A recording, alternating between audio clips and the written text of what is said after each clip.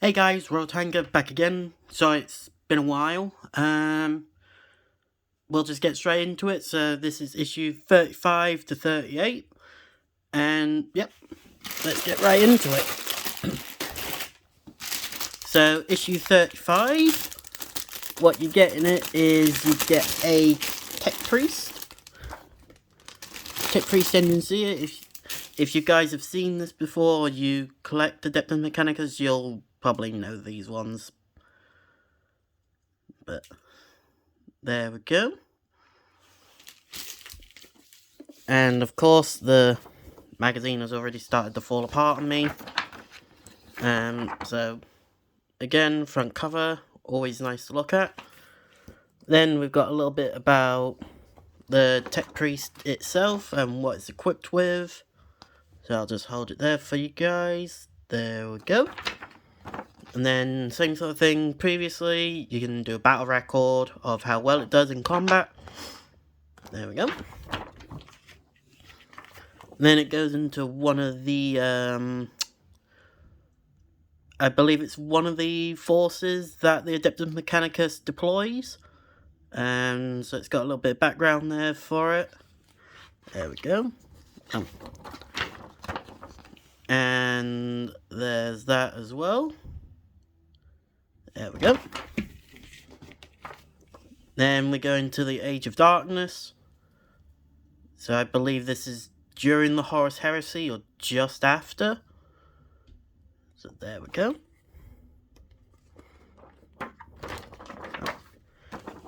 Then it goes into the Imperial Reform and the Long War. There we go. And then in this bit it just goes into how to build and how to paint. And then just a few more rules for the Adeptus Mechanicus. There we go. And then a tutorial. So there we go. And then you get your data sheet for the Tech Priest. Another little tutorial on how to use the servo arms. So instead of using the axe that he comes with, you can use the servo arm instead. And then it goes into some more of the core rules, so shooting phase. And then it goes into the monolithic task. So it's your little scenario where you use the Necron Overlord, the Technomancer, and 10 Necron Warriors. And then for the Adeptus Mechanicus, you use the Tech Priest Dominus, the Engineer, and the 10 Scutari Rangers. So put them all aside. Let's see. So issue 36, we get a new Necron unit, which is the Tomb Blade. Again, a very nice model. There we are. And of course in here you get the flight base as well. Just there. So there we are. Again, very nice picture again. Then this one's falling apart again. Just did. So in it, it'll go over what the Tomb Blades are and what they can be equipped with. And again, same sort of thing, battle record, all that. And then it goes into some of the flyers that the Necrons deploy. I mean, I'm not that particularly well versed in the Necrons, as you guys may know.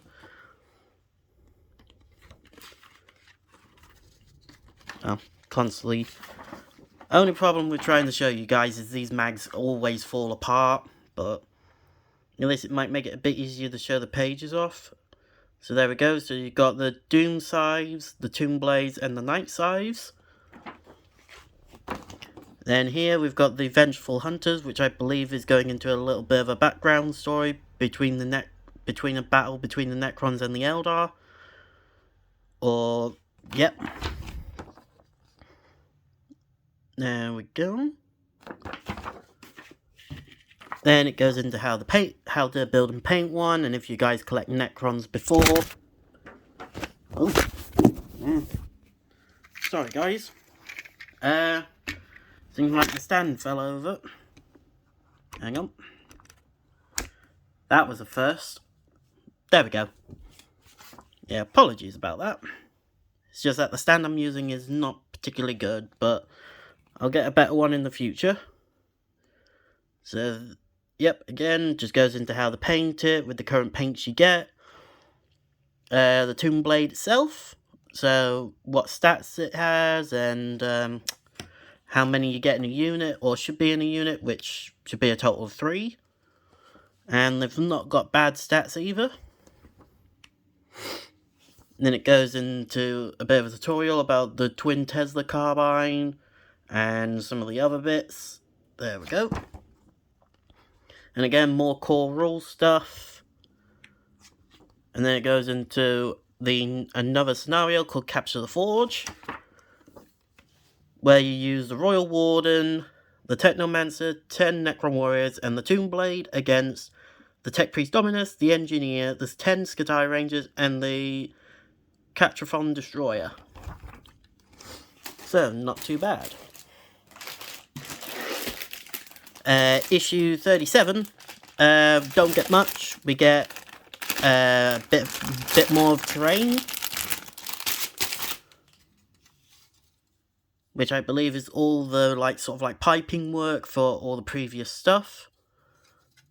So there we go. And also in issue 37, we get this as well. So the war for Remus, which I believe is between the Necrons and the Imperium, I believe. Or it's probably where we're based. So you've got some of the Bastion names. There we go. Some of the key locations and deployments of the armies. So there we go. There's that.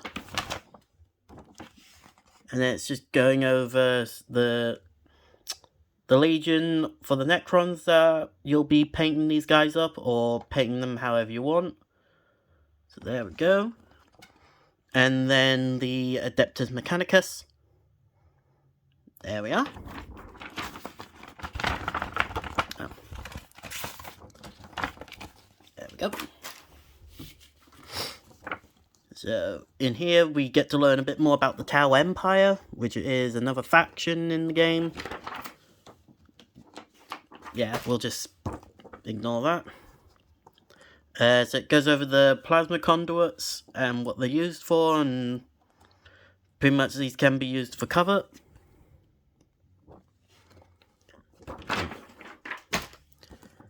Then we've got the Tau Empire. So, yep, not too bad. Again, a second time. Ugh.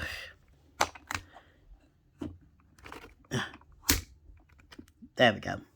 That should hopefully stay now. Sometimes these mistakes happen, but oh well, we carry on. So, yep. Goes into a little bit more about them. So there we go. Then we've got the Metallica part of the Adeptus Mechanicus, which is I would say another force of the Mechanicus. So there we go. And another one there. There we go. And then goes into how to build the plasma conduits. There we go. And how to paint them as well. And then it goes into a few more core rule bits. Bit of artwork there. And then it goes into some of the other bits, so charge phase. And then we've got another mission called Cracking the Aegis, where in this scenario you use the Royal Warden, the Tomb Blade, the 3 Coptic Canoptic Scarab Swarms, and 5 Immortals versus the Dominus, the Engineer, the Canoptic Destroyer, and 10 Skitarii Rangers. There we go. And then finally, issue 38, we get a the texture tool to apply the texture paint and stuff. And also in this as well, we get the first texture paint, which is Astro Granite, I think that's how you say it. And then we also get a layer paint as well, Uriel Yellow, I think that's how you say it. And also, we get another playmat, which I'm pretty sure is probably similar to one of the previous ones that we've got.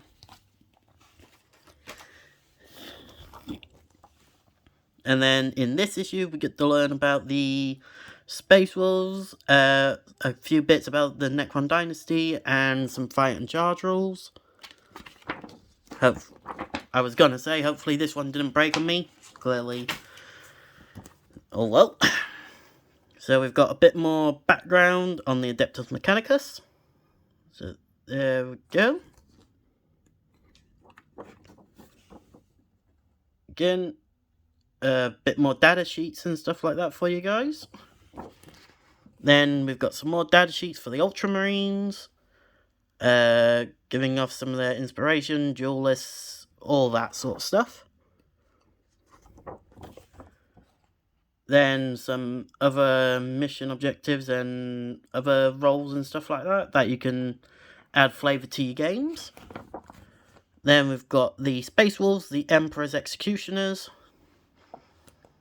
So from what my understanding is the Space Wolves are just super aggressive chapter of Marines. I'll just hold it there a little bit longer, that was a bit quick. There you go. And then it talks about the Great Wolf and the Curse of the Wolfen. There we go. Then we've got Age of the Imperium. So an Age of Superstition. There we go. Then you've got there. There we go. And then you've got another dynasty that we look into. The Mentheret Dynasty, I think that's how you pronounce it. So there we go. Again, goes over some of their colour schemes and all that. And then just goes into how to apply the texture paint and stuff. And how to apply it to all the other bases. And then it goes into some more of the Necron rules. So the command protocols and all that. Along with such things with the Resurrection Orb. So there we go. And then we've got a few more advanced rules. So Overwatch, Fighting Phase. And then lastly we've got a mission called Running the Gauntlet. Where for the Necrons you use the Overlord, 10 Warriors, 5 Immortals and the 5 Flayed Ones against the Captain, Lieutenant, 5 Assault Intercessors and 3 Aggressors. So there we go. That is all of it, guys. Sorry for the for the camera falling over constantly. Not much I could have done about that. And yeah, hopefully see you all in the next one. Please like, subscribe, and yeah, see you guys soon.